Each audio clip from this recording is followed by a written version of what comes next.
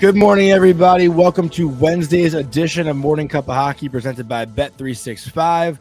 Open an account with Bet365 today and bet on a huge range of markets. Whatever the sport, whatever the moment, it's never ordinary at Bet365. So use our code Daily365. Don't forget to like and subscribe to the Daily Faceoff YouTube channel. Get active in the chat. We're going to need a lot of buzz today. It was an emotional night last night in Columbus. That's Colby Cohen. I'm Johnny Lazarus. For those of you that watched that game last night, I'm sure it was, very tough to get through. And, you have to just think about the Gaudreau family and their strength and their toughness and courage to be out there last night, handling that in such a beautiful way. The ceremony was something that I can't say I've ever really experienced watching before. The only thing I can think about was Kobe and the Lakers, not too long ago, but it still just did not seem real.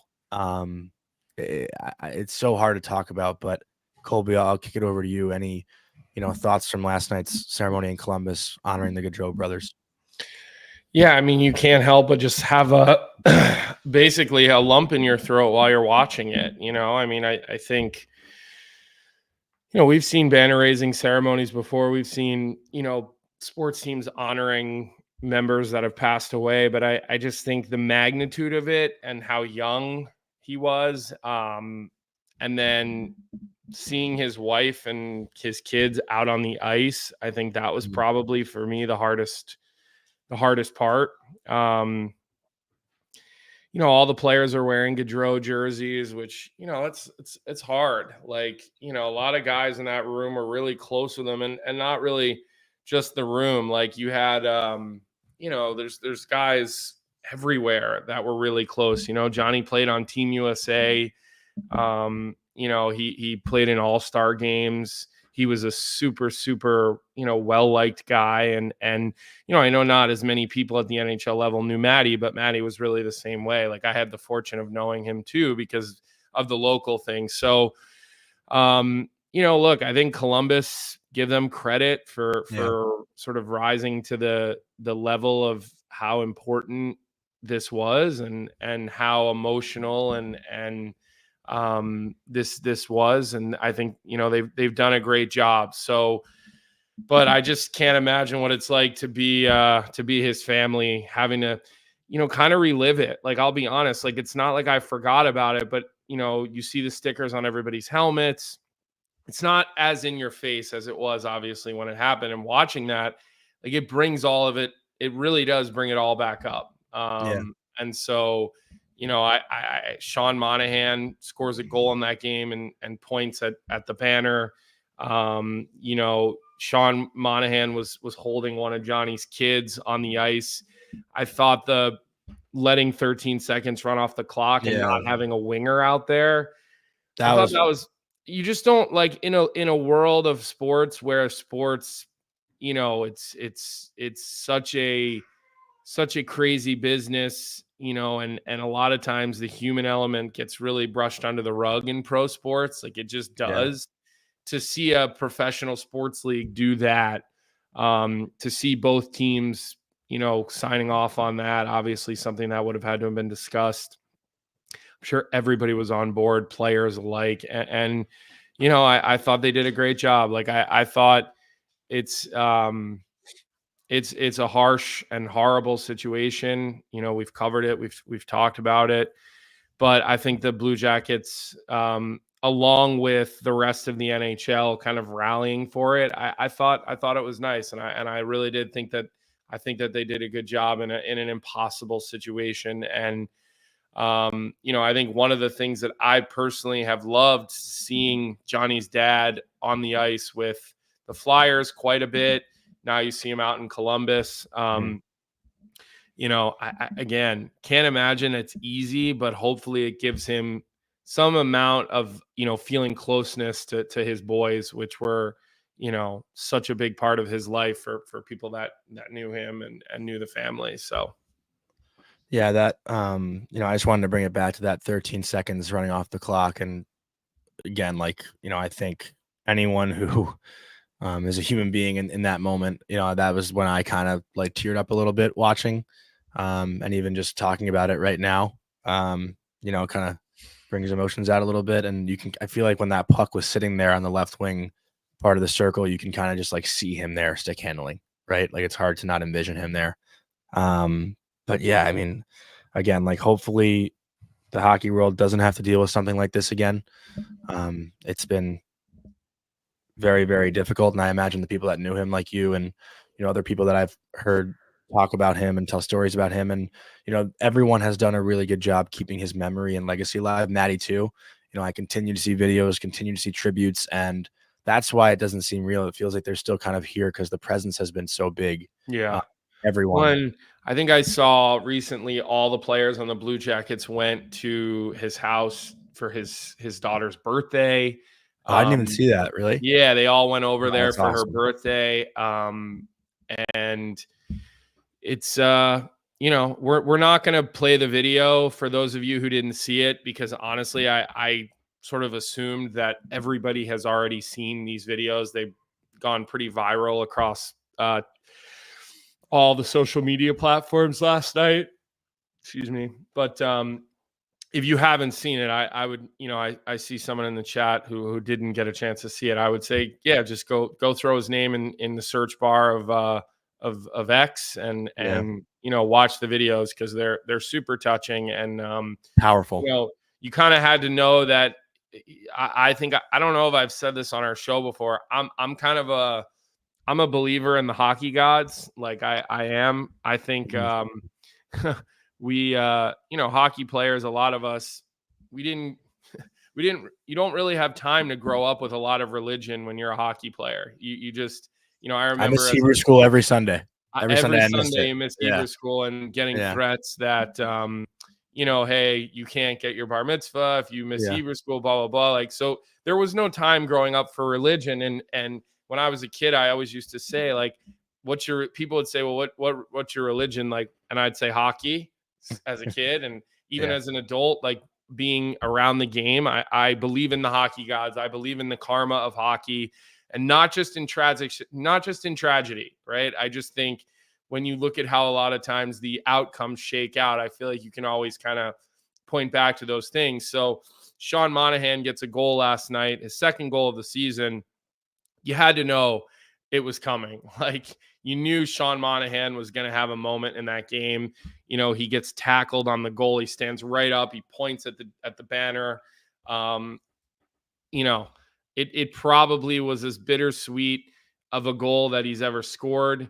I'm sure the Gaudreau family, I'm sure it was all very touching for them. So, and you can even actually see at a point there after he scored, a lot of the guys on the Florida bench actually stood up as well. So, I haven't talked to anybody who played in that game last night. But it was certainly well done. I know we're spending a little bit of time with this morning because it deserves it's important. It really does. Important. It's important. It deserves it. It's bigger than the game. And it's rare that we say that, honestly, whether it's true or it's not. We don't really say that often and mean it in professional sports, because it is such a kind of a dog eat dog. What have you done for me lately? Business. But hopefully, we continue to celebrate these guys publicly, and I'm sure that there will be. And I saw the video that the Gaudreau family posted on social media the other day for Calgary, who did an amazing tribute. It's good to see the Gaudreau family, Mr. and Mrs. Gaudreau and their daughters. It's good to see them together, and it's good to see them. I'm sure their hearts are so broken, and I'm sure there's irreparable damage to them all. But it's nice to just see them sort of standing side by side with their arms around each other in that video.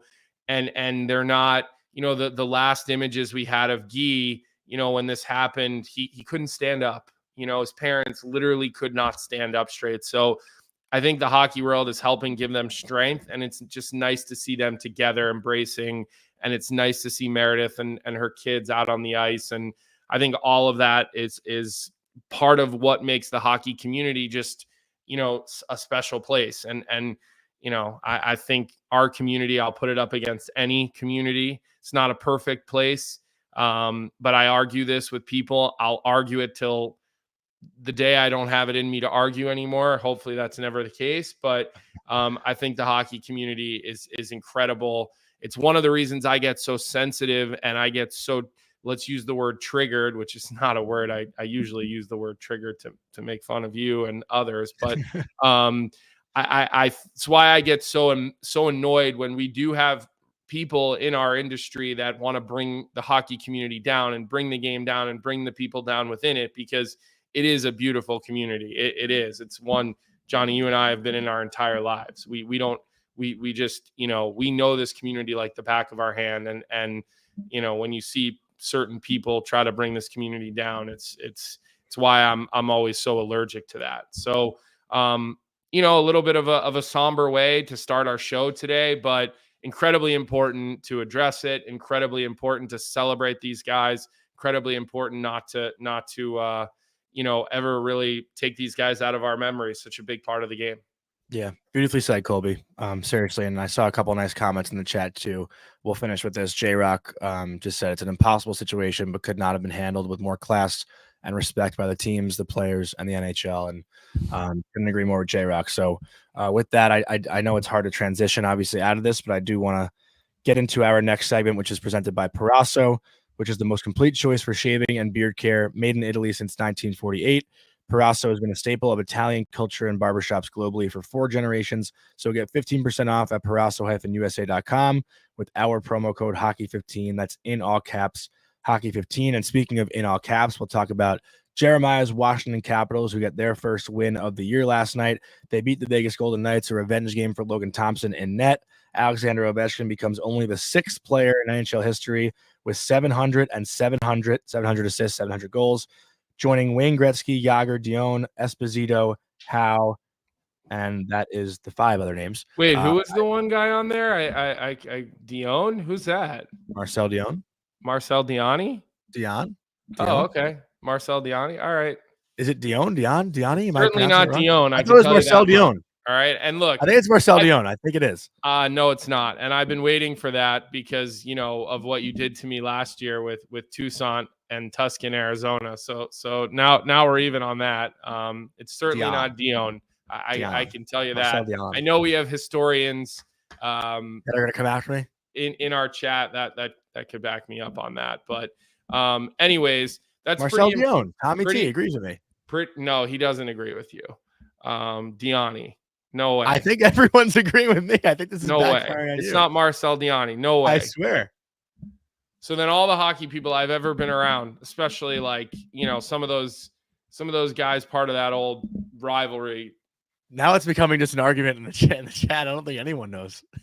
I mean, I've only ever heard Marcel Diani. I've never heard Dion. I've never heard that. Never once heard that. Diani, thank you. Tommy Who T. said that? Pronounced Diani. No, he's saying it's not. He's saying it's not Diani. 100%. All right, well, let's move on. The Capitals with a big win last night. Ovi 2 assists. I've been sleeping on them. I still don't think the Caps are a playoff team. That's obviously a huge win for them at home against a Vegas team that was coming in pretty red hot. What do you make of Washington? Are you convinced that they are going to be better than perhaps what I think? I know you've been pretty high on them a little bit early on. You're not going to go 82-0. You're not going to go 82-0. So for Vegas, the whole chat. I'm not, I don't know. Look, I watched that game. Actually, that was the one that I was pretty much tuned in on. I think that was a 7 p.m. puck drop. And, obviously a lot of those games started at the same time, but it's hard. Like when there's a lot of games on and I'm still trying to kind of like figure out how to do this properly. I don't like watching one period of this game, one period of that game, because at that point you're only really getting to see a player get 4 to 5 shifts, right? Like, so you don't really get it looks like I'm wrong. Okay. It looks like the chat is no, I really think it's mixed. I don't know which one of us is right. I think I'm not going to brag about this one. Me. Hey, if I'm wrong, I'll take the L if I'm wrong. But I've never heard it pronounced that way. It's definitely not Diani. I know for a fact. We'll stay in this game. I'll take the L. If the L is mine to take, I'll take it. But so I don't like watching 3 to 6 shifts of a players play to determine like, how do I think a team played, whatever. So I kind of stayed on this game, especially because I know that you're down on the Caps, right? So I wanted to see, I was a little higher on the Caps than you. You were down on the Caps last year as well. Like you shit on them up until the day the playoffs started. And look, they weren't great in the playoffs. And so, you know, I didn't mind the way that the Caps played. I thought, you know, they got a little bit challenged by Spencer Carberry after their first game. Like he didn't feel like they battled on walls too. In the preseason, he felt like they didn't battle on walls hard enough. He felt like they didn't win enough of those sort of stick battles that I think are so important to a hockey game. And then when you look last night and you look at the way that they won that game, like a couple of their goals, they're all off wall battles, right? Verana's goal, that's off a forecheck. They get in, they win a wall battle, boom, right? The puck ends up in the back of the net. Good for Jacob Verana, who went to camp on a PTO after going on waivers, getting reassigned. It just hasn't, you know, it hadn't been a great start for him. So you look at that goal, and then you look at the Wilson goal, which is an Ovi wall battle. I know it's a power play goal, but Ovi wins a puck battle, right? Strome makes a nice little pass out to Wilson, back of the net. So I guess they were sort of called out by their coach about winning puck battles, Johnny, winning wall battles. And then they come out against Vegas, a team that probably is, I would say, one of the best teams as far as managing the puck and you know, not cheating offensively, especially when you get into those wall battles. I think that's something, no matter whether you're Jack Eichel or whether you're on a fourth line, that's like a non-negotiable for that coaching staff. So, you know, you look at the way that the Caps were able to beat Vegas, you know, they kind of rise to the challenge. They won wall battles. You know, they did score a transition goal. Jacob Chikrin bat one out of the air on a sweet little transition play from Dowd. But, you know, when you're able to keep the puck below the goal line and you're able to, you know, continuously come out with those 50-50 puck battles, you give yourself a chance to win in the NHL really on any given night. So they did get some timely saves in goal. And ultimately, I think that, you know, special teams was really the difference in this game. The Caps had a couple of power play goals. I know Vegas also had a couple of power play goals. I mean, just the first goal for Vegas by Victor Olofsson, it's off of a broken play. And Hertl makes a sweet pass. And Olofsson, again, they've now got one-timer options on that Vegas power play on either flank.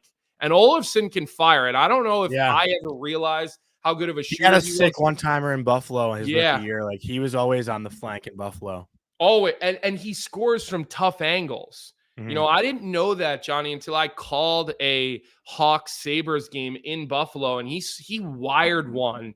And then I was like, let me look up some of his goals. He can wire it from awkward angles. So, you know, that's a nice little feather to have when you've got Jack Eichel on one side, and you've got Stone, a guy who's just, you know, as good in the bumper as anybody else, as good around the net as anybody else. So that was really the 7 p.m. game that I got, you know, spent the most time with last night, Johnny. And, you know, I'm not ready to sit here and tell you I think the Caps are, you know, are a powerhouse, but I just think that they're better than I think you want to give them credit for.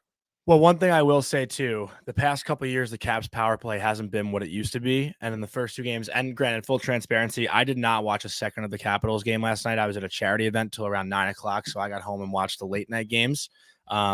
So I'm not going to speak on how they played last night, but seeing that the Caps have scored power play goals in back-to-back games, it's good to see. It's encouraging to see for a power play that was sitting around the middle of the league last year, the year before. They haven't been at the top like they were, you know, 10, 15 years ago when they were consistently one of the better power plays in the NHL. And I see you smirking, and I'm going to look at the chat. I'm laughing at Singsy's comment. He says the Caps middle six is mid. I love how Singsy, you can tell he's been hanging out. He's a youngster. You can tell Singsy's young at heart, and he's been hanging out with the young kids when he's dropping the word mid. I don't even feel like I can use the word mid. It's pretty common. And good job, Vic. Way to be on top of that. Yeah, I mean, look, I think when you look at their middle six, I mean, I think a lot of it depends on, you know, what kind of production and health you get out of Tom Wilson. I think Mangiapane could have a good year. 30 before, and Hendrix Lapierre was great last year in the AHL. Right. So Mangiapane can get it done. Vrana, which Vrana are we getting? Like, because at one point this guy was a good hockey player in the National Hockey League. It's certainly a guy who can get it done depending on which way. And then PLD, like the age-old question, which guy is showing up? He didn't stand out to me last night for good or for bad. And normally when he doesn't stand out for good, he stands out for bad. Like, this isn't a guy who knows really how to have a B game. I feel like you get an A or you get a D, right? I don't think he's mastered the off night yet. And I think that's something that we've talked about on this show. What are you doing if you're not scoring? And are you able to manage the dip? I think the really good, consistent players in the National Hockey League can, manage their dips. Sorry, my dogs are about to fight each other. It's about to get pretty loud. So that's why I just gave Oliver the death stare and the finger wag. He reacts to that really well. So what I will say though about PLD, Colby, is I talked to a guy in the league, and I'm not going to say who, obviously, and he said, like, it sometimes just seems like that guy's out there to collect a paycheck. Like, he doesn't always seem checked in. 100%. I think that's important. Yeah. I don't think he's the only guy that would say that. I think there's a few GMs that would happen to agree with you, and probably a couple of coaches too. So look, Spencer Carberry is a motivator. Probably he's probably almost a little, I hate to use the word naive, because I don't think that's a fair way to put it, but he's not afraid to kind of be, a little cheesy as far as his motivation skills go, but only because he truly believes in it. Like, it comes off that way, but he, in my opinion, like, that's his Bible, like that's his handbook, or his Torah, depending on, which way you go with it. Right. But he believes in that kind of stuff. And I think with the Washington guys, I remember even talking to Dylan Strome about this. He probably overdid it early, and then guys sort of started to buy in a little bit to it. And honestly, like, I played a couple of games for Carbs, and he's looks like we have another person who played for Carbs too in the chat. Yeah, I was only for 1 or 2 games during a conditioning loan. But I mean, my experience with him was incredible. Like, I truly believe this is a guy who's going to be successful, and he's going to get people to follow him and buy in. So that's kind of what I saw from that game last night. And again, like, I dialed in on it because I wanted to know, like, if I was leaning more your way about the Caps, or if I was still confident in what I had thought. And, it doesn't make me good that Frank is on my side with this, though. That worries me, that he thinks the Caps are a team not to sleep on either. That it worries me. Okay. It does. Well, I'll tell you what, I will say that the Caps are a good team if they win on Friday night against the New Jersey Devils, because the Devils only lose to good teams. They don't beat good teams. They only beat the bad teams, which we said on the show yesterday, and they come out last night and lose in Carolina. So the Devils wins, not to change the topic, but if Washington beats the Devils on Friday night, which is a battle between Jeremiah and Singsy in the chat right now, I will declare the Capitals as a good team, because I haven't seen the Devils beat a good team yet. And until that happens, I'm not going to get too high on the Devils. But just to go into the next game, unless you had any final thoughts on Vegas and Washington, I guess we could talk about, Jack Eichel and Mark Stone being tied for the league lead in points right now. Great listen, we're going to have plenty to talk about with Vegas. Let's get to the Philly-Edmonton game, because there was a lot riding on this game, especially at our network. I don't know if anybody was following. For those of you who follow Oilers Nation and Tyler Yaremchuk, if the Oilers lost last night, he was going to eat cat food. Like, that was a bet that he made on Oilers Nation. If they went 0-4, he was going to have to eat cat food live on one of the shows. And his fiance said that if he did that, she was leaving him. And so this was a saga. They went to the game last night. I don't think I followed it on social media. I was laughing today at all of the memes that Oilers Nation put out, because at 2-0, I think everybody thought, Tyler Yaremchuk's going to be eating some cat food here. But look, I live bet the Oilers last night. I watched the first half of this game. I fully expected to wake up to Tyler Yaremchuk having to eat cat food. I thought after Michkov goes up 2-0, the goalie interference, and that's actually something that I want to talk about on actually there was the goalie interference and there was the Michkov one that I didn't think was going to be a good goal. Neither did I. And I'm watching it, and Dave Jackson came on and he explained during the Michkov goal that you can't push a goalie's pad into the net, but basically you can push a goalie's pad off the post, like side to side. Like you can pry his pad off the post in order to pry the puck free, as long as it then goes in. As long as you're pushing the goalie's pad east and west and not north south. I don't know. Like, here's a look at it from Sportsnet, and you can see Skinner has it, basically jammed into the post, and Michkov, and this is kind of a better angle, he just pushes his pad inward. It makes no sense. It does. I agree. Like once Dave Jackson explained it, I was like, oh, wow, this is going to be a good goal. But my initial thought was like, how could that be a goal? I honestly, I didn't think it would be, right? What do you think in the chat? Like, okay, Singsy, I see you saying good goal, but why can you push the goalie's pad east and west, but you can't pry the puck north and south? Like, what's the difference? I don't know. I texted you and Vic last night. I was like, well, everyone should just wrap the puck around and try to jam at the pad if it's going side to side, instead of just coming in late in a rebound and shoving a goalie straight into the net. Like, why not do that if that's the rule? Why not? I mean, listen, I watched that replay, Colby, and I was like, there's no way this goal stands. There's no shot. I still don't get it. Yeah, but I'm happy it was a goal, because I keep saying goalies are way too protected. Yeah. Like, I think goaltenders should have to battle just like players battle all over the ice. Like, I really do. I think goaltenders are way too protected in hockey, and I can't wait to eventually have Ray Croft on the show so I can say that to him and see what his reaction is. But At first, I'm like, no way, you can't do that. And then again, I'll give Dave Jackson on ESPN credit. He came on and he explained what they're looking at, and he explained how the rule is written, how the rule works. And then I said, you know what? I think this is going to be a goal, right? Like it is going to be a goal. So Stuart Skinner's got to do a better job, of covering the puck and not pinning the puck. I see everybody throwing their 2 cents in the chat, and yeah, good. But I don't know, like, based on everything that we've seen over the last couple of weeks with the goalie interference, I just, I wasn't really sure. Now we know, right? Like, now we know you can do that, that's fair game. Well, there was one in Tampa last night, which again, I didn't see. I was at this charity event, like I mentioned, and apparently it was a similar play to this one, and it was called off. So again, like, where is the consistency with these calls? Do we have that video? Do we have that clip?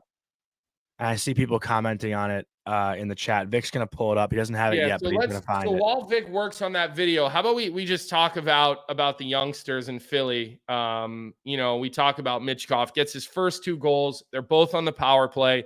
The last 3 years of John Tortorella, the Flyers have had the worst power play in the National Hockey League.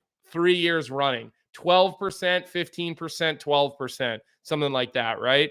So to see Michkov go out and get 2 power play goals in Edmonton, a game where you're going to need special teams, because McDavid and Draisaitl are not just, going off quietly into the night.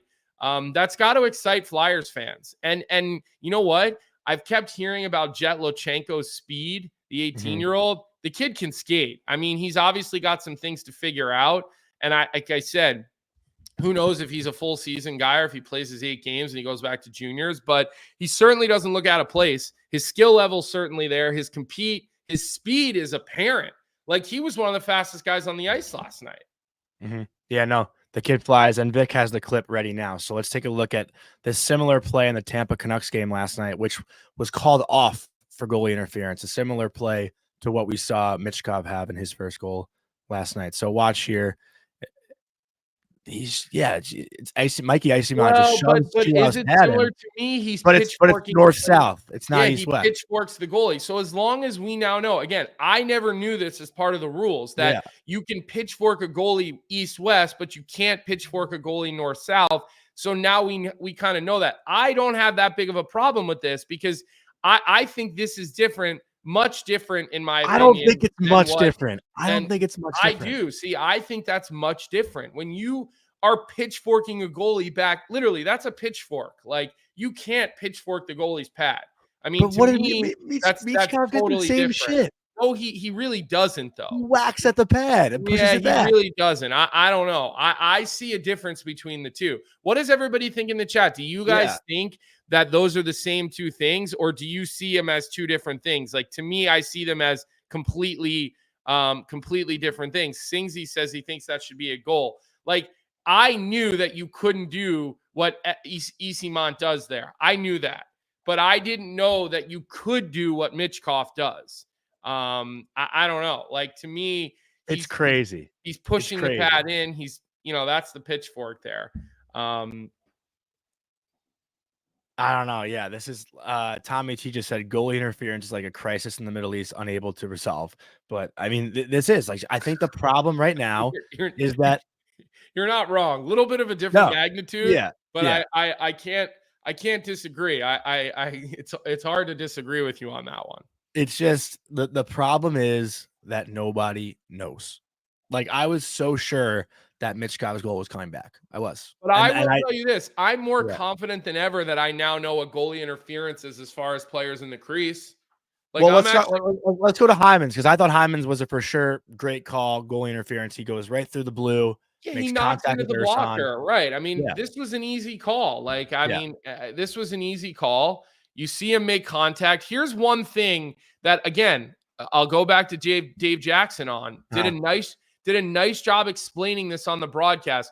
The crease Ursan was set already. The crease lines are you have to think of them as 3D. They extend up, right? So if you lean over the crease and your feet are not in the crease and you knock the goalie's blocker, it's goalie interference. It is. So the crease is not, even though it's written flat on the ice, it's painted flat on the ice, it does extend up. So, it's funny, of all the games that I've watched where we've had the NHL rules analysts, I thought last night was one of the best ones that I've seen, where Dave Jackson clearly kind of explained to me what was going on, explained to me what they were looking at, explained to me the rule. He then gave his opinion on whether he thought it should or shouldn't count, which I also want. Like, I want to know what your opinion is, because you've had to make those calls. So I'll give stick taps to ESPN last night on making sure, as an audience member, you're totally dialed in on what the the rules are and exactly what they're looking at. I don't know. Like, to me, that one was one of the easiest ones we've seen. But now we know they're calling it so tight. I feel like I do know what goalie interference is right now. Like, I feel like I have a more clear understanding of goalie interference this week than I have in the last 5 years. But what I will say, like, the Hyman one, I thought was way more obvious than anything we've seen, just because when I look at that replay, Vic, if we can get it again, which is the difference between when Rempe and Ingram were called for it. Ingram came out at Rempe. Ursan was already set at the top of the crease. Like, Ursan's out there, then Hyman comes across. Where Ingram was not set, and that was the issue with that. Ingram, but in the rule, it actually addresses what you're talking about. It addresses the fact that it says it doesn't matter. He has the right to get set. He has a right to that spot. And you know what? I saw a clip. Not a clip, but watching the Vegas game, there was like a small amount of contact on the goalie in the Vegas crease, and he threw himself back into the net. Jeremiah, I know you were watching that game, and I know you know the one that I'm talking about here. It was like the smallest amount of contact. The defenseman pushed the forward into the goalie, not in a really violent manner. The goalie literally throws himself. I think it was Hill in net last night. No, maybe it wasn't Hill. I think it was. It was Hill, right? Okay. I think. Throws himself back into the net. I don't remember who was in goal last night. Watching too many games last night, I can't remember which goalie was in the net last night. But these goalies know right now that there's an opportunity. Oh no, it might have been Samsonov actually. There was, which would make even more sense. Former Toronto Maple Leaf, so that tells you everything. Former you Cap need to know. But I just feel like Jeremiah says it was Hill. You're telling me it was Samsonov. Like what? I was saying, I didn't watch. I don't know why. Yeah. Okay. Yeah, I don't know why you're flip flopping and you have no idea, but that's okay. Ignore me. But goalies, listen. Goalies see these clips. Goalies know what's going on. I love what Singsy says here. Goalies have no honor. I think I would tend to agree with that. Goalies have no honor. Watch this. Little push. Look at that. Look at that acting job. Okay? I mean, come on. Like, I hope the referees are reviewing that too, because, I mean, like, you see him throw himself back into the net there. Good job by the officials not calling a penalty there, because that was BS. Okay? That was BS. I would like to, going forward, every time we're watching a game, like at the same time, and there is a goalie interference call, we should keep score of who gets it right and who gets it wrong based on the call, obviously. I want to keep track of it, because last night you'd be up 1-0 on me because I was so sure that Michkov was coming back, and that was the only one I think where we disagreed. Yeah. Well, again, I only felt that way because Dave Jackson told me how to feel about that. Like, I can't really take credit on that one because I had absolutely no idea. And yeah, exactly. Craig Laughlin, that he laughed at the play because it just looked so funny in real time because the goalie just like throws himself into the back corner of the net. Now everybody's piling on Bobrovsky, saying that he's a diver. And look, I don't think he's the only one, guys. I think goaltenders in general love to feel a little contact and make it look like, a linebacker in the NFL just caught him on a crossing route in the middle. It's bad. And with how empowered these goalies probably feel right now, based on all the goalie interferences, it's only going to get worse. Let me just ask this.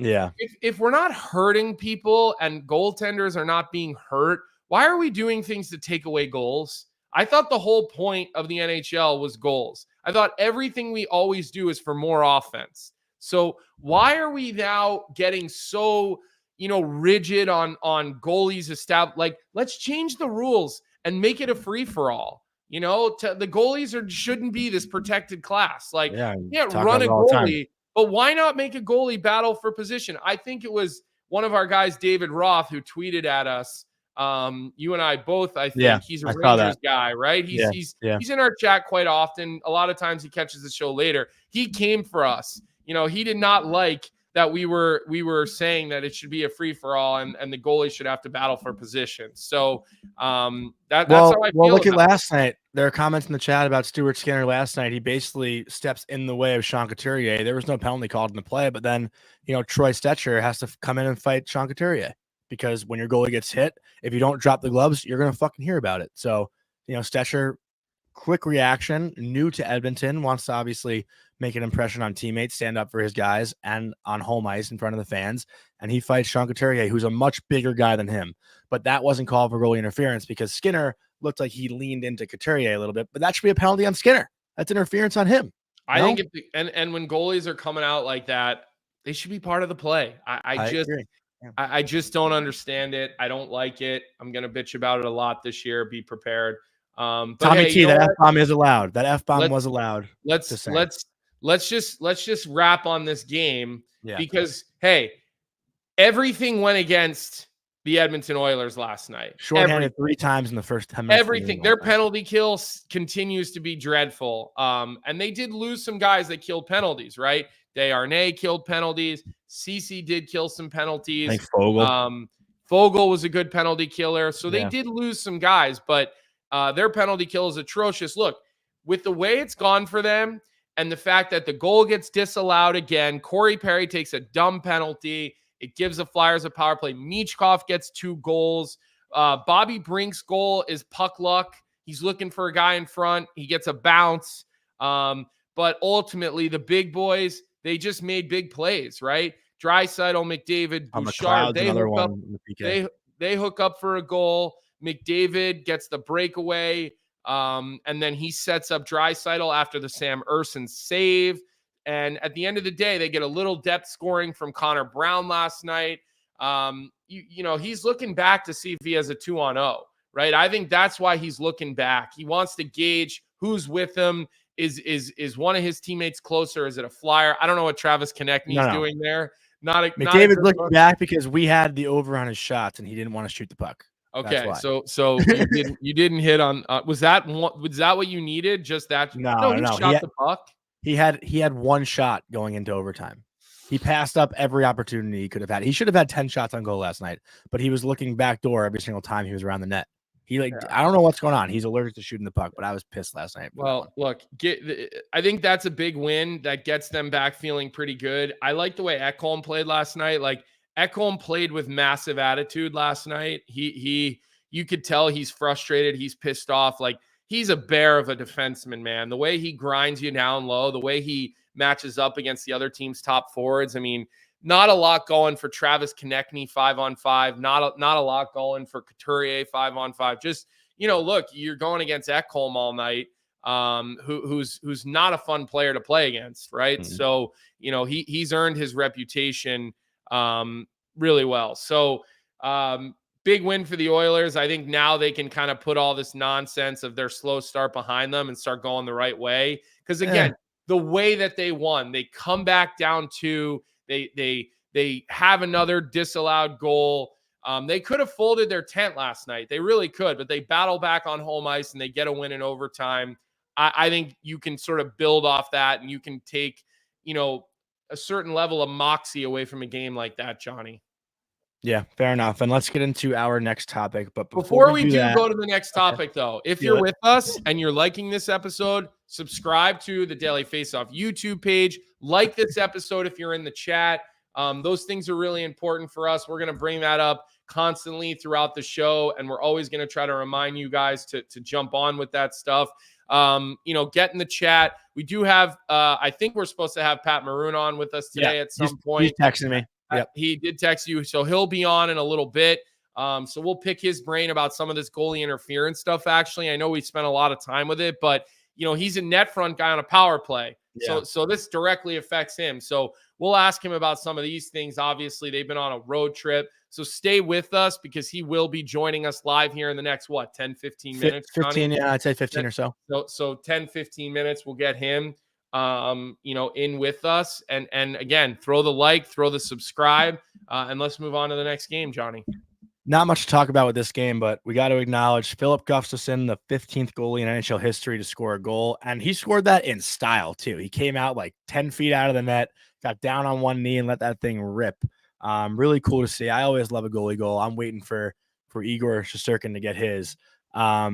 Pat said he's going to do it from the car. He's dropping his daughter off at school. He also I'm just, going off topic here because Pat just texted me. He's dropping his daughter off at school. He got home at 3 a.m. last night from Calgary. So we'll have Pat coming from the car here in the next 10, 15 or so. I'm going to text him back. But yes, Philip Gustafsson scored a nice goalie goal. Minnesota, a good win on the road. Again, we're all low on St. Louis this year, but the Minnesota Wild are one of those teams that need to figure it out. And watch Philip Gustafsson here on the power play, no less. Rip that thing full ice into the net in St. Louis. Any thoughts on that, Colby? Well, I actually did watch a chunk of this game. At one point, I'm like, are the shots a mistake? The shots were like 18-5 at one point, and Minnesota's winning the game. And I'm like, what's going on here? And by the end of the game, the shots became dead even. So Minnesota just really fortunate to capitalize and really opportunistic in that game. I didn't love the way some of the power plays went for Minnesota, like a little careless with the puck. Couple times, Boldy overhandling the puck, just kind of rolls off his stick into the penalty kill. Blues are getting a free clear. They look a little stagnant at times. They did make some plays, but I did I think Brock Faber so far this year. You never know how a guy's going to respond to the big contract like that when he doesn't have a ton of games under his belt. I like the way Brock Faber looks, and I think Brock Faber is a star and going to even be a bigger star. Like, I think the way we talk about Jacob Slavin is the way that we're going to have to start talking about Brock Faber as a premier shutdown guy who does have a little bit of offense in his game. He can make plays offensively. He will make plays offensively, but like a premier two-way, 200-foot defenseman in the National Hockey League, a guy that Team USA is going to have to really, really consider when they start putting their teams together here the next couple of years with the Four Nations and then the Olympic team. Maybe it's not the Four Nations, maybe it's the Olympics, but man, like I want to see a Slavin Brock Faber pair against a Connor McDavid line, in a USA versus Canada matchup, because I think this kid is just an absolute star, and he's so young in his career that like I just think he's going to continue to get better and better. And I see your comment in the chat, Steve Rosen, about Faber moving the puck better. I mean, yeah, like I'll be honest with you, I did a lot of Brock Faber's games in college, and I didn't think he was going to be able to play that offensive style in the NHL and be as fluid of a puck mover in the NHL. He has proven that wrong quickly. He really has. I think he's a little bit more pure with the puck, Steve. Like I think that it's a little more natural for him than Slavin. I think Slavin has grown into it, and I think Slavin makes a good first pass. But Faber, man, I mean, this is an all-around stud on the back end. Like he's a guy that you can start a team with because he's such a complete defenseman. Maybe he ends up like a Charlie McAvoy type of player. Charlie's number one is his skill as an offense. I think Charlie's his greatest asset is that he's just really good at everything, but he's not an offensive star. But he could run your power play. Exactly. He's a stud, but maybe not a star, if we're going to do our terminology thing, which we like to do. That was Rupper, right? Yeah. Rupper said something like that, right? Like stud versus star. That's why that, right? But Faber's a stud, man, who's going to be a star. Like he really is. I had one question about Minnesota, though, which, I don't know if it's going to turn into an argument or not, but I can't think of one player with more talent that has less support around them than Kirill Kaprizov. Is there like one other team or one other player that you can think of that has, and listen, I'm not trying to take away credit from guys like Zuccarello, Boldy, Faber, but, when you really look at the guys surrounding a talent quite like Kirill Kaprizov, I can't think of any other team in the NHL that has a guy his caliber. What about Connor McDavid? I'm not Connor McDavid. Sorry, Connor Bedard. Wrong Connor. I mean, yeah, that's probably the next thing. But Kaprizov is still like 108 points, like close to 50 goals. Bedard's in his second year. Like I don't know if I'm. Well, but you just asked the question, and I'm just telling you, Kaprizov has Boldy. He has Hartman. He has Zuccarello. He has Marco Rossi. He has Faber. You're right. It's not a real high-end dynamic group, but I think you can make the same argument for Connor Bedard. Like Taro Teravainen, Taylor Hall, like, yeah, they're good players, but like Pat Maroon. Not who? Pat Maroon. Yeah, Pat Maroon is a heavy guy, right? Like he's a hard-nosed guy. He's the protector. Again, Bertuzzi, but like what's the difference between a Bertuzzi and an Eriksson Ek on a skill level wise, or a Bertuzzi and Ryan Hartman skill level wise? I don't think one is that higher than the other. So you asked me a question. Singsy goes Lafreniere and the Rangers. He's on fire today. You asked me a question. I'm giving you an answer. You just don't like my answer. No, I don't not like your answer. I'm trying to think of another team though too that like really has a guy who, I mean, Kaprizov is a superstar. Like he is a superstar. Agreed. And he's so fun to watch. Like I wish I got to see more of him. Do you think he's long term? Do you think he stays there long term? I don't know. My initial gut feeling is no. Vic goes, I'm just being a douche. Backlund Celebrini. You think he ends up in Vegas with Shesterkin? No. Well, wasn't there Mark Lazarus wrote something about Chicago, right? Do me a favor. Please don't bring that guy up on my show. Please. I don't want to talk about him. He had one of the relation, by the way. Ridiculously stupid tweets I've seen all time yesterday. And somebody sent it to me because he's muted on my feed. Please don't. That's right. You guys were in Chicago together. Please don't bring that name up on this show. Okay. Let's just move on before we just a really, I can't stand people like him. I really can't. You can put him in a box with quite a few of the other writers at The Athletic who do shit like that. So anyways, let's move on. Let's move on. We should be getting Pat Maroon here with us shortly. So stick with us. If you're enjoying this episode, give a like on the YouTube chat. If you're not subscribed to the Daily Face-Off YouTube, make sure you do that. Catch Frankly Speaking, catch DFO Live, catch Down to Earth. We have other shows that we'll be presenting this year that haven't quite launched yet this season. So we have seen that subscriber count ticking up. And so we appreciate that. Keep hitting that subscribe button. It helps grow our show with our advertisers big time. So we appreciate your guys' support on that. Big bounce back win for the Carolina Hurricanes last night. Jackson Blake, the son of Jason Blake, former NHLer, gets his first goal of his career. The Hurricanes go on to win 4-2. Jack Hughes gets his first goal of the season. Big for him. Nico Hischier on the board for the Devils. But Carolina, I think, again, a team that most people that cover the game don't feel so high on this year. I said in our preview that I think they're going to be the same exact team essentially this year. They're a plug-and-play kind of group. Shane Gostisbehere scores a goal last night in the back end, a big ad for them, offensively from the blue line. But Carolina Hurricanes beating the Devils. What do you make of that? Anything stick out to you? Look, I didn't watch that game. So, I was dialed in on some of the other early games. So like I said, I really wanted to watch the Caps because of you, really. Yep. But the one thing I will say about the Devils, somewhere that, like last night, they struggled on faceoffs. They really, it's hard to beat a team like Carolina when you go 30% in the draw. It is, because Carolina possesses the puck and they play with such good structure that you just can't let them start with the puck all the time. So that's an area that the Devils are going to want to clean up.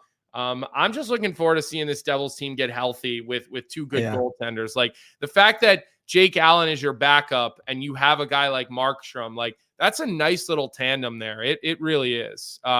Nice little tandem. I saw a comment earlier. I forgot who said it in the chat, but it was that the Devils have a Jacob Markstrom problem because Jake Allen's going to be the number one guy. I forgot. Someone remind me in the chat who said it if it was you, because I thought it was a funny comment. Also seeing Socrates Raftis saying, I feel like you can argue Tim Stützle and Matt Barzal not having too much skill around them. I disagree. I mean, Barzal is now on a line with Duclair and with Bo Horvat. Noah Dobson's a 70-point defenseman. I don't know if I agree with that. Tim Stützle, also another strong couple guys around him in the top six. Brady Tkachuk, Shane Pinto. These are guys that are pretty established players. But I don't think that these are far off. Like, because again, Shane Pinto's a really good NHL player, but can you tell me the difference between Shane Pinto and Ryan Hartman? Like, is there right now? Well, Shane Pinto's my boy and Ryan Hartman's not. I understand that, but Ryan Hartman put up bigger numbers in the NHL for longer, right? So I was these are all good. These are all good. All good ones. Like these. I don't know if I agree with Barzal though. Other scenarios. Really, you don't? I mean, he has Horvat, who's another. That's why I said Horvat. End, but after that, the drop off is pretty. It's pretty steep. Brock Nelson's a 30-goal scorer. Eric Sinek is a guy that we haven't really talked about. Wasn't there something? Didn't you want to talk about him getting elbowed in the face the other day? Yeah, we never brought that up the day we were talking about all the interferences. So he's also he's Pat not said playing. He'll be on in 5.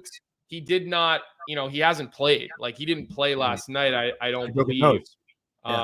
So that was probably a missed call. We could say the least. We did talk about Brock Nelson in the Colorado game last night, Joe Mama. We did touch on the way he kind of just took over that game offensively and really he's played really well so far. Like he's off to a good start, and you get off to a good start and your confidence gets rolling. It's like you're going downhill for the rest of the season. We've talked about Alexis Lafreniere with that. Let me ask you a question. What was the reaction to your video yesterday about Alexis Lafreniere and his contract? Because I was kind of tied up yesterday. I wasn't really monitoring social media. So I'm curious, how did your fan base and your Rangers faithful take that? Well, for the most part, I think the reaction was there's no way his number's that low, and there's no way he's taken to arbitration. So I just, again, that was Frank just kind of like thinking outside the box with an idea. You mean the Ranger fans think there's no way he ends up in an arb situation? Yeah. No way. His number is going to start with an 8 for sure. I would say there's no way. And again, like, Frank's whole premise on that was that he has the same amount of points as last year, which I don't think. I mean, he's already off to such a hot start, 4 points in 3 games. Like last year, his start was not as strong.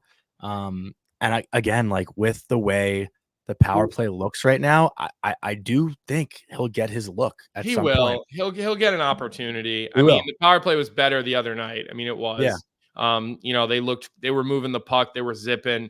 And I think when you've been as dominant as they have, they get a longer leash. You're not gonna jump ship, because honestly, like, I don't think Laviolette's gonna do anything until someone gets hurt. And like, what a shitty way to look at a situation, right? Like, you're gonna wait till a guy gets hurt, but where do you put him? Like, I don't know. I think the Lafreniere situation, hearing Frank say that they're a little concerned about the eight years right now, I thought that was interesting. The reason I don't necessarily think it's off the table that he goes to arbitration is because Jeremy Swayman's gone to arbitration. Players like, it does happen. Like it does happen. And you see it mostly when a guy's had a small amount of success and not a large amount. And again, Lafreniere looks like he's on his way to having a career season, right? He looks like he's gonna score 75 points this year. Like, that's kind of the way he's looking right now. Last year was the first year where he looked like that, right? So he doesn't have this huge body of work where he's been ultra productive, and that's what the Rangers are going to shove in his face. And then he's going to point out guys like Dylan Gunther and other guys who have also gotten big deals without it. So, if Gunther got is new to the show, 7.25, I don't see how the Lafreniere deal could ever start with a 6. I mean, that would be insane to me. Yeah, if Gunther got 7 and change. And we do have some comments in the chat. Singsy talking, and I think Jeremiah mentioned it earlier in the show about the Rangers regular season champions banner. They hung that up in 94. They hung it up in 2015 when they won the President's Trophy. This isn't anything new.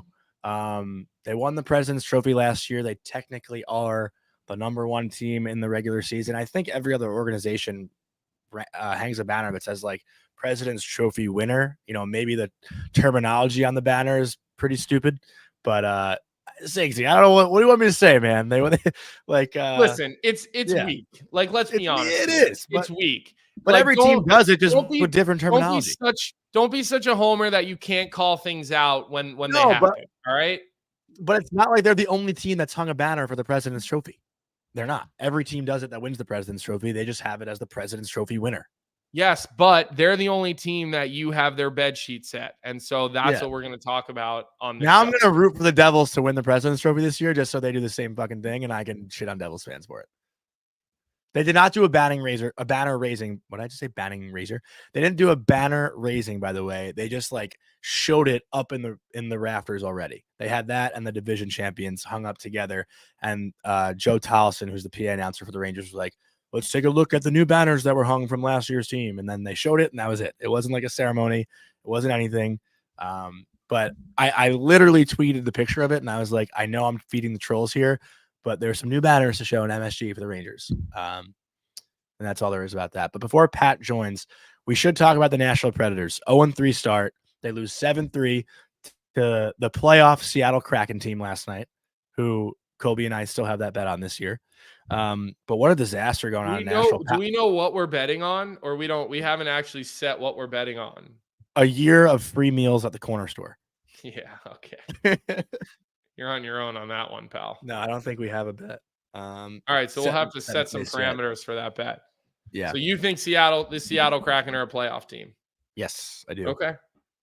But yeah, 7-3 win last night, 3-3 going into the third. Brady Shea scores his first goal. Marchessault still has not scored a goal. Steven Stamkos still has not scored a goal. The power play has not looked great. And that was something that we argued prior to the season starting, Colby, was just because they have this loaded power play with personnel doesn't mean it's going to automatically be successful. And right now we're seeing some growing pains a little bit early on in the year from Nashville. But A 7-3 loss last night is tough on home ice as well. What do you make of the Nashville Predators thus far?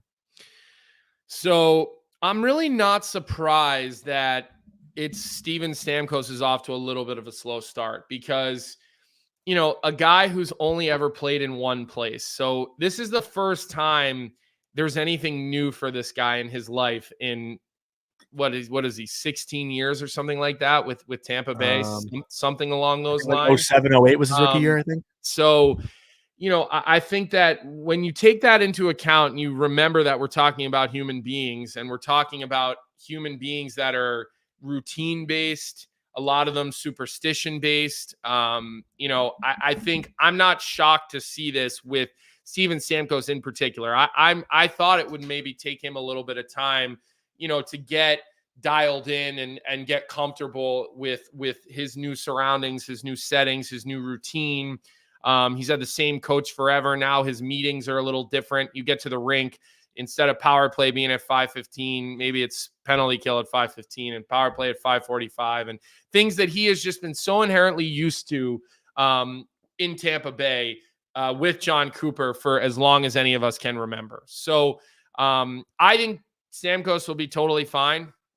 I really do. I still think he's got a lot of game, and there's a lot of reason that he'll have a good showing in. Well, let's ask Pat, former teammates. All right, he's here. Pat's here, so let's bring on Pat Maroon. Pat, live from the car, dropping the daughter off at school, and I'm sure you got 4 hours of sleep last night. Did you get yelled at for going the wrong way in the pickup line, or what? No, we get the park here, so we get the park and then drop her off. So I have to walk her in every day. That's nice. No, I barely got any sleep. She woke up at 4 a.m. right when I got home, so I didn't get to bed till like 6. So it's now it's nap time today. Hopefully you guys are off today. I imagine with the game tomorrow, the home opener tomorrow. Yeah, we are off today. It's nice. All right, nice. We'll let you get a nap here after the show. Big game tomorrow. Let me ask you a question, Pat. Love to get your point of view on this, but we're talking about Steven Stamkos, right? And I just kind of got done talking about how I have no worries in the world that he's gonna, be a stud in Nashville. But I did bring up sort of the human element of it. This guy who's been in one place his entire career, and he's used to the same set of circumstances for the longest time. And I'm just trying to remind people that this is a human being that we've, kind of turned his world upside down now, and he's in a new place. And not that he can't adjust, but I think giving him a little bit of an adjustment period is pretty reasonable when you think about it all from that angle. 100%. I still players still need to get adjusted and like understand like who they're playing with, and home. There's new things going on. Kids are at new schools. You're in a new place. I mean, there's so many moving parts that just go with the hockey player besides the game of hockey. And I think most importantly, on the ice is, try to find chemistry early on. I mean, he's probably been used to playing with so many players, but certainly Cooch and Point and Cirelli and these guys that he's been playing with over the years, and Hagel the last few years. So like, there's got to be a time and where he's, probably knows it himself too. It's probably going to take a little bit of time for him to adjust, but he's a true professional, unbelievable guy. He's going to figure it out. I mean, there's no doubt in my mind that guy does not score 35 to 40 goals again like he did last year. I mean, he's an elite player. He's a even better person, and veteran player like himself. Those are guys that always figure it out. Not everyone's going to start off hot. I mean, he's only 3 games into the season, so you got to give him a break. I mean, and I don't think he's struggling himself. I think the team is struggling off the bat, to start the season here. Well, Pat, I know we're still new to each other, but I overreact a lot in this show, and I think Nashville season's over. So 0-3 start. They're done. They're done. Write them off. Stammer's scoring no more than 20 goals this year. You're insane. I'm calling Nashville done. I'm kidding, by the way. Totally kidding. But something that we've been talking about a lot the past couple shows, Pat, is this whole dilemma with goalie interference. And I know it hasn't really been that prevalent with you guys particularly, but there are some calls around the league where we are just so unsure of what goalie interference is. And I'm wondering if you guys are, maybe watching NHL Network in the morning around the rink or whatever, kind of looking at some of these calls and talking about it amongst yourselves. Has there been a conversation in the room with the players about what the hell you can do and can't do? Actually, no, not really. But we've had we challenged a call in Edmonton, and it was Arvidsson that pushed Brody into Mrazek. So I think the turn obviously was favor for us, but honestly, I don't know what it is, because I got called last year in Minnesota the same thing, kind of like we were battling, but I shoved him, but the puck wasn't even in play at that time, and I scored, and he kind of like slid, and the goalie could have had time because the puck bounced, and the goalie would have had time to come back and play the puck, but he obviously didn't, because goalies scramble a little bit when they get hit. So I don't know. I'm hit or miss on it. I don't want to say anything to where the refs hate me, but I think for me, they could go both ways. I think consistency on what side, and how we can explain it better on that side of it, because I think sometimes we're all confused on if it's a call or not a call. So, well, I actually think, Pat, that it's gotten really soft, in my opinion. Like, I think we're giving goalies way too much protection. And it's funny you brought up Mrazek.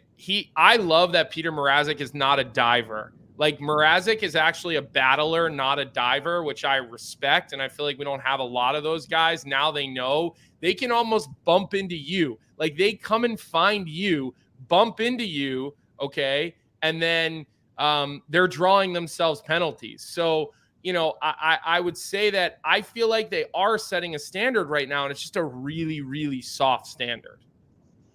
I mean, I agree. Like, I just think we need to hold everyone accountable in the situation. If either it's the player, the goalie, or the other player that's involved, it's like on the opposite team. So like we got to figure out that kind of situation on like where we at in it. Like for me, I think we can all probably agree on like driving the net and them going to the net. I think you have momentum going that way. I don't think that should be goalie interference, but maybe I'm wrong on that. No, I'm with you on that. Yeah, I'm with you too. I think, if the player's playing the puck, he's going to the net, driving the net, he tries to make a move, and the goalie's on top of his crease, the player's trying to score, or he's trying to create a scoring chance for himself. So I don't think he's planning on just trying to run the goalie over. I think he's trying to score. And that's where his momentum's taking him. So in that sense, I don't think that should be a penalty or goalie interference.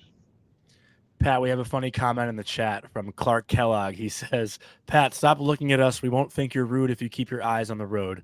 So just want to be clear to drive safe over there. We have a lot of Blackhawks fans that want to make sure you're getting safely from point A to point B. I think we do have these people that they want to make sure you're in uniform, whenever your next game is, if it's tomorrow or after. But speaking of Blackhawks fans, we did have listener Old Sneaky Pete submit a question to me that he wanted to ask you. We have a lot of questions from our listeners, and I'll shout out Old Sneaky Pete, but he wants to know who the most serious and least serious guy in the locker room is on this year's group. The most serious and unserious. Oh, that's a good question.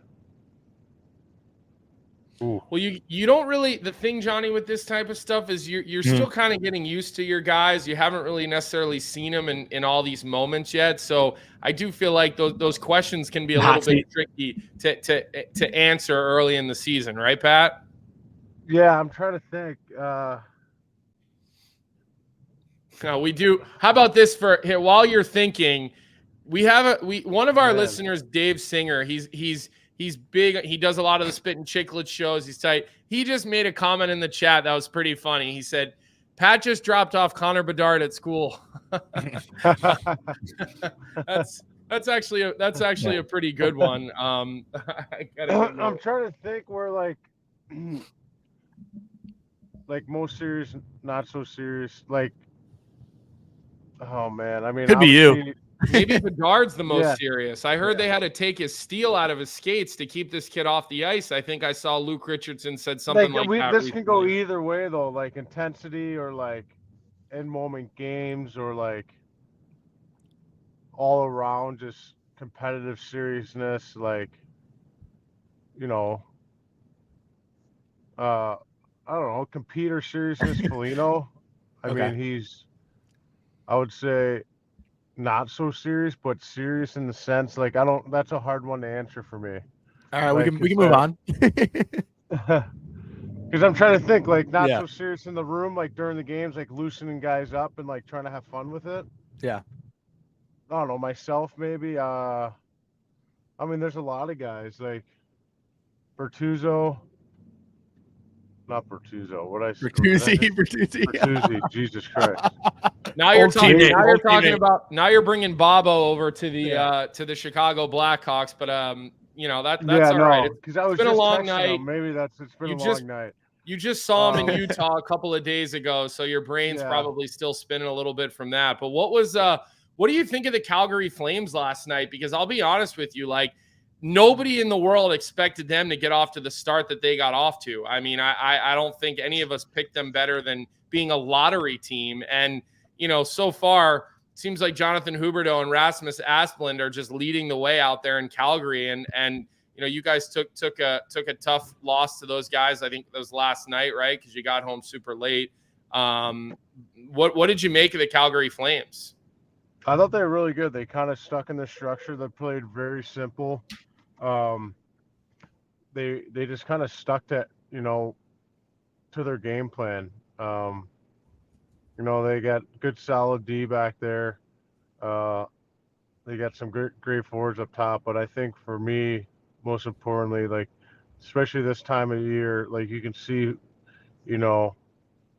who's in structure, who's not, who's still kind of in summer hockey, and I think they're kind of in it. Like they played really well, and I thought honestly we've been playing pretty good.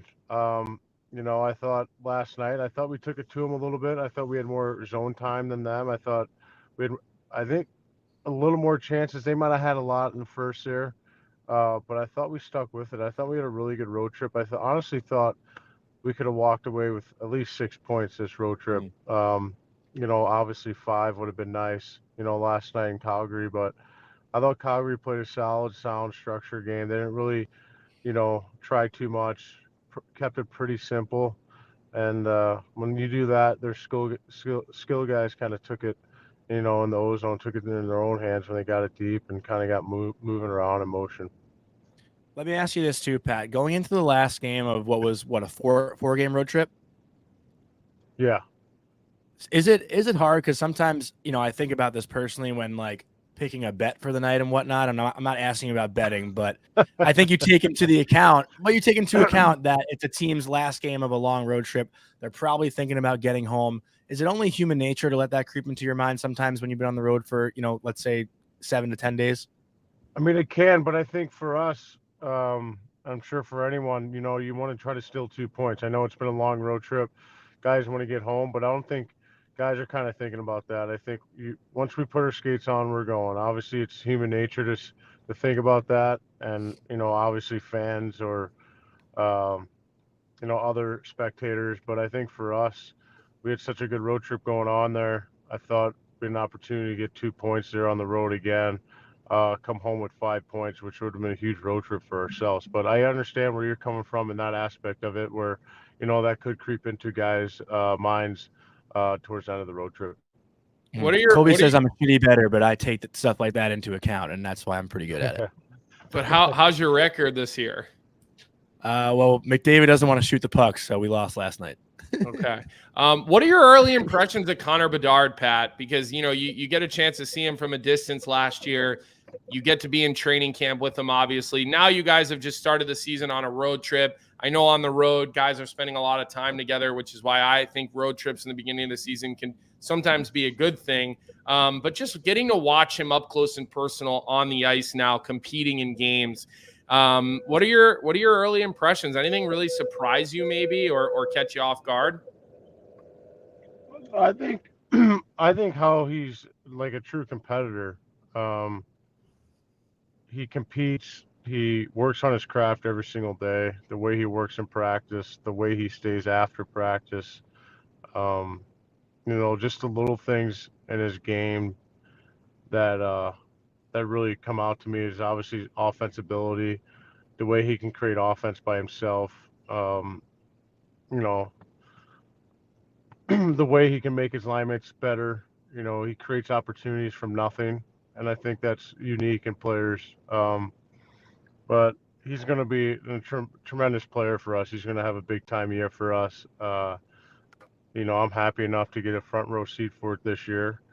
But we kind of just talked about with, the stars around the league, it's hard for these guys. There's so much pressure for these kids now to produce right out of the gate. If they don't produce, it's just what are they doing? I mean, we're only 3 games in or 4 games in. Give these guys time to really, it's his second season into the league. He has such a bright future, but his shot release is unbelievable. The way he can pull it in, the way he shoots it, the way he sees the ice, his vision, his tendencies, just the little things that he creates. But yeah, he's going to be a stud for a long, long time. So I'm really looking forward to him, not only himself, grow his game, get it to the next level, grow his game where he probably thought, some things that he didn't like last year, So I think there's little things like that, I'm sure he has a list of things that he wants to get better at that maybe he didn't have it last year, So I think for me, I get an opportunity to get a front row seat for that. So I'm really looking forward to that. Pat, I only got one more for you before we let you go here and get to a nap because I know you're exhausted. But I know you only spent I know you only spent a little time in Minnesota last year. But are you a little salty that Philip Gustafson scored a goal before you this year? Yeah, I'm a little salty. A power play goal at that. And we're tied for points. Something tells me you'll get more points than him this year. If I was a bettor, which I'm really not, I'd feel pretty good about that bet, Pat. So stick with it, man. Something tells me you'll come out on the right side of that. I do have one favor to ask, though, Pat, for tomorrow night for the home opener. Mario Ferraro, left shot D, top pair for San Jose, is one of my really good friends. If you can scare the shit out of him in warm-up and maybe in the first period, I would love that. So I'd really appreciate it. Yeah, I can do that. Pat, I'll say this and then we'll let you go here, but I am looking forward to having you on next week because, I want to get your reaction to your first game at the UC because I do think the anthem, the crowd, even when the team isn't good, the fan base shows up, man, and they do a nice job in the UC, and the anthem is one of the best I've ever heard. I always, when I was between the benches there, I would have the chills listening to Jim Cornelissen get after the anthem. So I'll be interested to ask you about that next week to see what your what it feels like to be on the home side of that. I know you've been there and you've heard it, but I think now maybe it'll have a little bit of a different meaning. Yeah, I'm looking forward to it. Obviously, playing on the opposing team for a long period of time, listening to the national anthem, especially I had the privilege to play against them in the conference finals when I was with the Ducks, and the anthem was just nuts. And the fans, the national anthem at itself, but, the passionate city of Chicago and the fan bases, and I think they're one of the best in the league, if not the best. So I'm really looking forward to home opener night tomorrow night and just, packed United Center, everyone's screaming the national anthem, everyone's clapping. So really looking forward to this moment. So I can't wait. So it's going to be a great year, and hopefully we can bring a lot of wins to the United Center this year. All right, Pat. Well, thank you for joining this morning. Go get some rest, and we'll talk to you next week. All right. Good luck tomorrow night. Thanks, boys. I appreciate it. You got it. Awesome. That was awesome. Definitely funny comments from the chat. Sorry we didn't get to all of them. We'll try to get to some questions, obviously, as we continue here week to week with Pat. But, Colby, let's get into our next segment here in the last segment of today's show because we know we got things to do. It's already 10:20, running a little bit long today. Let's get into our bet of the day presented by Bet365. Connor McDavid is dead to me after last night as he refused to shoot the puck. So tonight, we're actually going to go with our producer, Vic's boys, the Toronto Maple Leafs on the three-way money line, which is the Maple Leafs to win in 60. They're playing the LA Kings, who are another team on a long road trip. The Kings let up 8 goals, the other night in Ottawa. They've been traveling now for roughly around 2 weeks to start the season. It's going to catch up. Toronto is playing their second straight home game. They beat Pittsburgh the other night by the score of 4-2. Toronto looking to stay hot, looking to get the big boys going. Austin Matthews still has not found the score sheet. So looking to get Matthews his first goal tonight. I like Toronto to win in 60. Not sure how you feel about this game, but any thoughts on it? Look, I never feel good about betting on the Toronto Maple Leafs because I just don't think you ever really know what you're going to get out of that team. I think until we know what their new leadership group is about, led by Austin Matthews, I think, we'll have to wait and see what's going on with that team. And then quickly, before we end this show, I just want to address, I see the discourse in the chat, people from Chicago talking about how they can't even watch the games. We had Barstool Chief on here recently who talked about it. Look, I think it's pretty sad and pretty embarrassing that they haven't figured this out. I really do. I think that they knew that this was coming. They knew this deal was ending. They knew this was the likely path. The fact that you have to go buy an antenna to watch a Chicago Blackhawks game or get DirecTV, which is not the popular choice.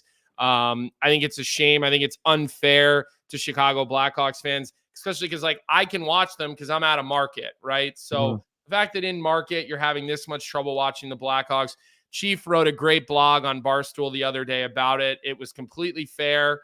And it was completely reasonable. So it's a shame for you guys. I hope that gets sorted out. The fact that they didn't negotiate this deal with Comcast sooner, to me, it shows a little bit of a lack of leadership in the people that are, in charge there. But at the end of the day, I'm with you. I feel you. I'd probably be pretty pissed if I'm sitting here in Philadelphia and I can't watch a local Flyers game if I'm a Flyers fan, or if I'm a Rangers fan and I can't watch a local Rangers game. The Avalanche fans have been dealing with this for years. They have been dealing with this with altitude for years. So it's like you wonder, how do we even arrive in these situations? People need to drop their egos and get this shit figured out. As Singsy said, grow the game, stop the greed. Completely agree. So we appreciate everybody for hanging with us today. Give us the subscribe on the Daily Faceoff YouTube page. Next up today will be Daily Faceoff Live at noon with Tyler and Frank. Lots of news for them to bring you and break. Like the episode if you're here with us and you enjoyed Pat Maroon, you enjoyed the episode. So hit that like button on your way out.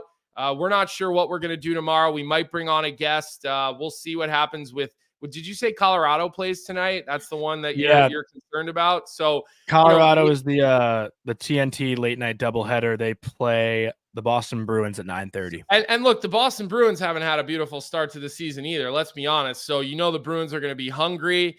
If Colorado looks like they're going to lose, we'll try to get someone from Colorado to come on. Somebody who works in that sphere. Maybe Buffalo too. Buffalo plays Pittsburgh in the first TNT game after that Darlene Krebs thing. Yeah, I mean, I think this Colorado thing could take on a life of its own, especially if they lose again tomorrow. So we will let you all know in the morning what we've got planned. Keep an eye. Johnny likes to put that stuff out on social media the night before and then again the next morning. So keep an eye on all that. Thanks for rolling with us today. We'll see everybody at 9 a.m. tomorrow. What's up, hockey fans? If you enjoyed that video, then you need to be hitting the subscribe button right here at Daily Faceoff. Exclusive interviews and analysis from our hockey insider Frank Saravalli, fantasy updates from Brock Sagan, and a daily live show at noon Eastern, Monday through Friday. You don't want to miss any of the fantastic content, so hit that subscribe button.